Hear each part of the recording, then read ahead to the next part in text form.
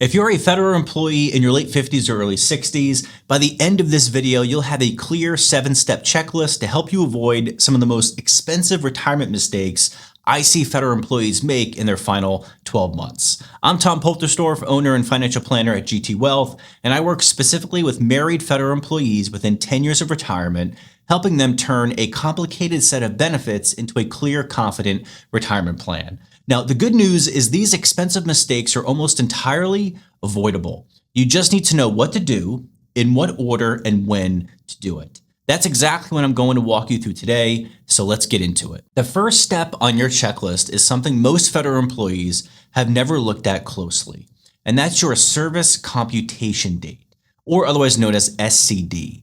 Your SCD is the date the government uses to calculate how long you've been in federal service. It sounds like a small administrative detail, but it's the foundation of everything. Your eligibility to retire, your pension amount, your survivor benefits, all of it is built on this one number. And here's the thing, it's not always right.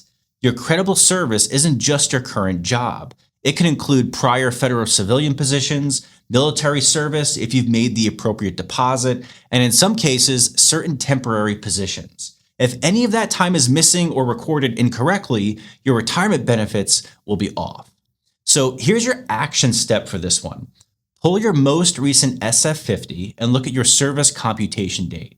Then contact your HR office and ask them to confirm that your full service record, including any military time, is accurately recorded. If you served in the military, check whether your military service credit deposit has been paid.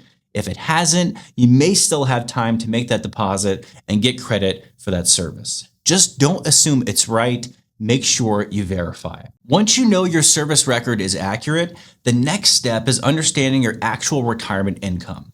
And I want to be very specific here. I mean all of your potential income sources, not just one piece. Under FERS, which most of you are in, your retirement income has three main parts. First is your FERS basic annuity, which is your pension. Second is your TSP account and how you draw from it. And third is Social Security, which most FERS employees will be eligible for. Now, let me show you how this adds up with a simple example. Let's say you're 60 years old, you've got 28 years of federal service, and your high 3 average salary is $95,000. The FERS pension formula for most employees is 1 times your years of service times your high 3 average.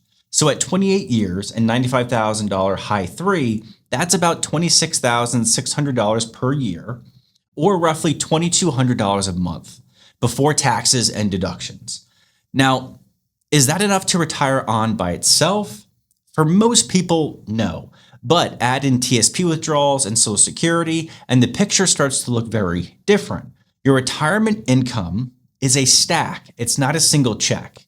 And understanding how those pieces fit together and in what order you draw from them is one of the most important decisions you'll ever make in this entire process. Now, if you don't have a rough estimate of what your FERS pension will be, that's the first gap to close. Your HR benefits office can give you a retirement estimate. OPM also has some online tools that can help, but keep in mind, those estimates are just a starting point. They don't account for taxes, Social Security timing, or TSP strategy. That's where the real planning happens. Let's talk about 2 decisions that most people think about separately, but really can't be separated. So I'm combining steps 3 and 4 here. And they are your retirement date and your TSP withdrawal strategy. On the retirement date side, this is not just about when you feel emotionally ready to stop working. The date you retire affects your pension calculation because unused sick leave counts toward your credible service under FERS. It affects whether you qualify for the FERS Annuity Supplement, which is a bridge payment you may receive before age 62 if you retire at your minimum retirement age with enough years of service. And it can affect how your TSP and Social Security interact from a tax standpoint. Now, in terms of timing details, FERS employees generally want to retire at the end of a pay period. And there's often a case for retiring at the end of a month to receive a full month of annuity.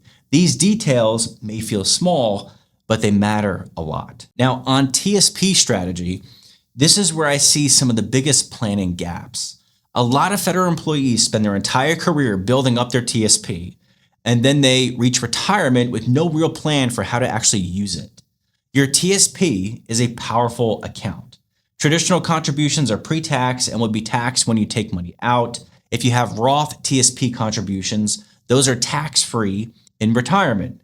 How you draw from those accounts and in what order has a significant impact on your lifetime tax bill. Here's a real scenario. Picture a couple where one spouse is a federal employee with a solid first pension and the other has some Social Security income. Together, they have about $700,000 in TSP and IRAs. If they just start pulling evenly from everything at once without a plan, they can push themselves into a higher tax bracket, cause more of their Social Security to be taxed, and miss Roth conversion opportunities they could have taken earlier on in retirement. A thoughtful withdrawal sequence, drawing from the right accounts in the right order, doing strategic Roth conversions in lower income years, and coordinating all of that with Social Security timing can easily save tens of thousands of dollars over a 20 to 25 year retirement. So ask yourself this: do you know whether your TSP withdrawals could push you into a higher tax bracket? And do you have a plan for required minimum distributions, which kick in at age 73? If the answer is I haven't really thought about that yet, don't worry, that's completely normal, but it's exactly the kind of thing a real retirement plan should address before you stop working, not after. So before I keep going, if you're watching this and you're thinking, I know I need to do this, but I don't know where to start with my own numbers, that's exactly what my free Federal Retirement Blueprint call is for. We talk about your situation and you leave the call with a clear picture of where you stand and what needs to happen next. So to learn more, there's a link in the description below. Check that out if you have any interest. Okay, so let's keep going.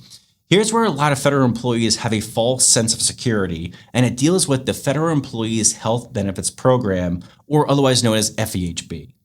FEHB is genuinely one of the best benefits in the entire federal system.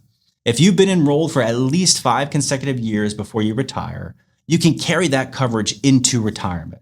And this is huge because most private sector workers lose their employer-sponsored health insurance the day they stop working. But here's what trips people up. Carrying FEHB into retirement is not automatic.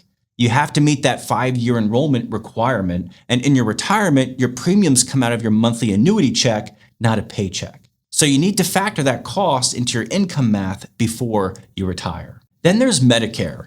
When you turn 65, you're eligible for Medicare Part A and B. Part A is generally free and covers hospital services. Part B has a monthly premium and covers outpatient services. Now, the question most federal retirees face is, do you enroll in Medicare Part B alongside your FEHB, or do you just keep FEHB on its own? And the honest answer is, it depends on your specific plan costs, your health usage, and how the two programs coordinate.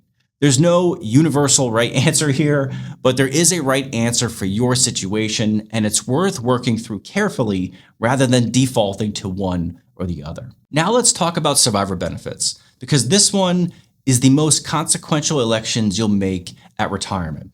Under FERS, when you retire, you choose how to handle survivor benefits for your spouse. You can elect the full survivor benefit, a partial survivor benefit, or no survivor benefit at all.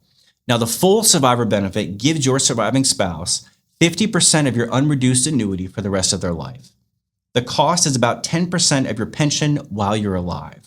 I can't tell you how many times I've seen this decision made quickly without fully thinking through the trade-offs. Some couples decline the survivor benefit because they want the higher monthly check right now, but they haven't thought through what happens if the federal employee passes away first and the surviving spouse is left with no pension income at all. So here's your action step. Have a real conversation with your spouse about the survivor benefit election before you get to the paperwork. Walk through both scenarios, what your monthly income looks like with the full survivor benefit and what your spouse's income looks like without it. That conversation is worth having now, not the week before you retire. The last step on this checklist is one that gets skipped more than any other step, and it's making sure your beneficiary designations and your legal documents are current. Your TSP has its own separate beneficiary designation. Your Federal Employees Group Life Insurance, or FEGLI, has its own as well. And your FERS survivor benefits work differently from both. None of these are automatically linked to your will. If your designations are outdated, your assets may not go where you intend them to if something happens to you. And I've seen this situation play out. A federal employee had a beneficiary designation on file from 20 years ago, a former spouse or a parent who had since passed away, and they never updated it. That creates real problems for families during an already difficult time. Now, to fix it, it's actually pretty straightforward. Go to opm.gov and to tsp.gov, review your beneficiary designations and update them if anything has changed, from a marriage, a divorce, having kids, or maybe a previous beneficiary has passed away. Make sure you go in and update those as life changes. Beyond that, make sure your broader legal documents are also in order. That means having a current will, a durable power of attorney, and a healthcare directive. Retirement is a natural moment to review all of these together. If you don't have them or you haven't looked at them in years, this is the time to do so. So ask yourself, when did you last update your TSP beneficiary designation? Or update your life insurance policy beneficiaries? If you can't remember, that's your sign to check. All right, let's bring this together. Here are the 7 steps on your federal retirement checklist. Step 1, verify your service computation date. Don't assume it's right. Pull your SF50, talk to HR, and confirm every year of credible service is accounted for, including any military time. Step 2, estimate your full retirement income stack. Run your FERS pension calculation, get a sense of what a reasonable TSP withdrawal looks like, and start thinking about Social Security timing. You need all 3 numbers, not just the pension. Step 3, think carefully about your retirement date. It affects your pension, your eligibility for the FERS Annuity Supplement, and your transition to Medicare. Step 4, build your TSP withdrawal strategy before you retire, not after. Know whether your contributions are traditional or Roth, and think through the withdrawal order, Roth conversions, and required minimum distributions. The tax decisions you make in the first few years of retirement can shape your finances for the next 20 or 30 years. Step 5, nail down your health insurance picture. Confirm you meet the 5-year FEHB enrollment requirement and understand how FEHB and Medicare coordinate when you turn 65. And factor your FEHB premium into your retirement income math. Step 6, have the survivor benefit conversation with your spouse before you get to the paperwork.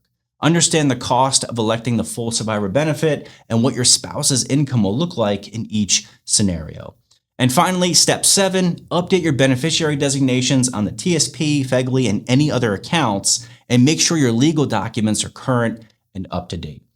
Work through all of these 7 steps before you retire, and you'll be in a dramatically better position than the average federal employee who waits until the last minute. So if you want help applying any of this to your own situation using your actual numbers, I'd love to help you.